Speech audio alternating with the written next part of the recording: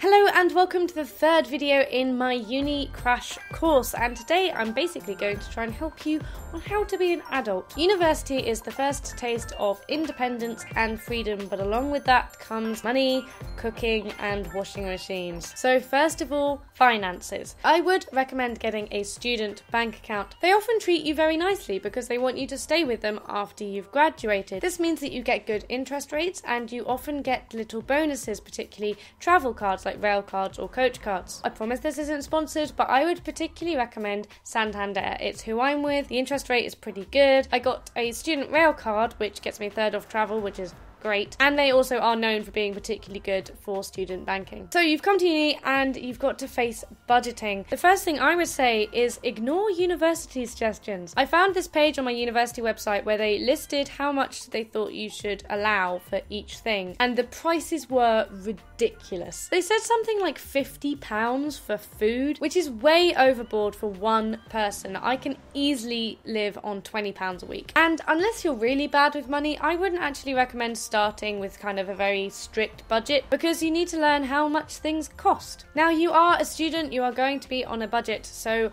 some of my favourite money saving tips. First of all, alcohol is going to be your biggest drain. So if you really like going drinking, you're gonna need the money for it, I'm afraid. I personally would say utilise the amazing things that universities have and see what else there is. There's a lot you can do for free, especially in big cities. But I totally get it if alcohol and drinking is your thing. But be aware that if you are a heavy drinker and you drink a lot, you are going to need the money for it. And if you can cut down, it helps your health as well as your pocket. I've mentioned this one in a previous video, but freecycle.org is honestly a godsend. It's an upcycling website which people use to get rid of things that they don't need anymore. And you can get all sorts of bits and pieces. Give it a look before you go out and buy something. That said, you are going to have to buy some things online. Obviously, Amazon Prime is great for students because you get 6 months free, so that's like 1 day delivery. But obviously 6 months isn't the entire school year, so I would recommend sharing with people, and then you can all just use your Amazon Prime accounts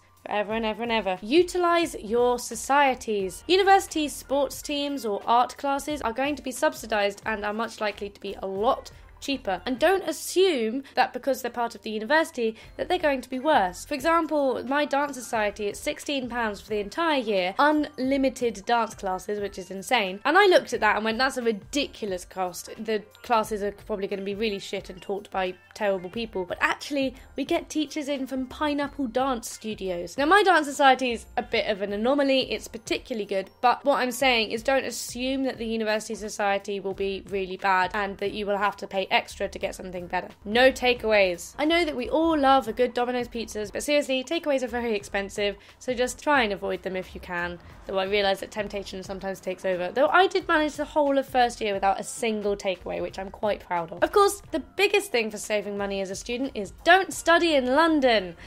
Okay, on to cooking. First of all, it's probably too late for the people going to university this year, but I would avoid catered halls if I were you. If you learn to cook really cheaply, then I'm quite sure that you can get a better deal and save more money than going to a catered halls. When it comes to shopping for food, reduced sections in supermarkets are your best friend. Just because it says that the sell by date was yesterday doesn't mean that it's inedible, and you can get things for absolutely stupid prices. But along those lines, find what is worth spending more on. You don't want to be eating shitty food because that's a very quick way to start to feel very sad. So find what foods you can get away with own brand basics and what food is worth spending a little bit extra on to get the quality. Some things I can think of off the top of my head would be that cheese you can get away with pretty cheap, but something like bread is worth spending more because having good bread in your life is quite important. Also, good olive oil will truly transform your dinners. Now, my favourite budgeting technique for buying food is to go for £1 per ingredient per meal. That may not sound a lot, but it's actually pretty generous. If you get into this mentality, it can save you a lot, because if you don't want a single ingredient to go over £1 for a meal, then when you see a ready meal going for £3, then that's completely out of the question. And it's a really good mentality to get into, because if you have that number in your head and it can be higher or lower according to your budget, then that is a really, really great way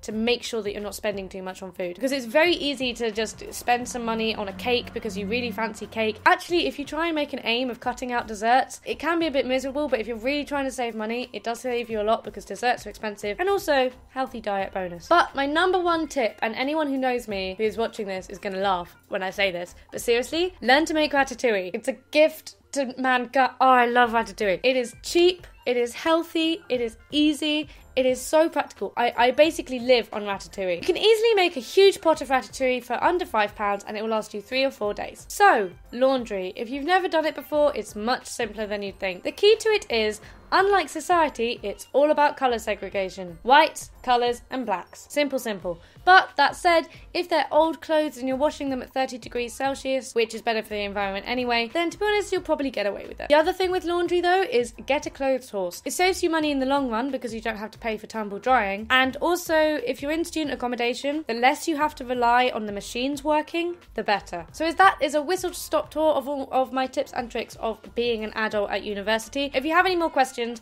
or concerns, then do comment them or tweet me with the hashtag #UniCrashCourse. And I will be doing a big Q&A at the end of these 7 days, answering all of your questions. Thank you for watching and see you tomorrow.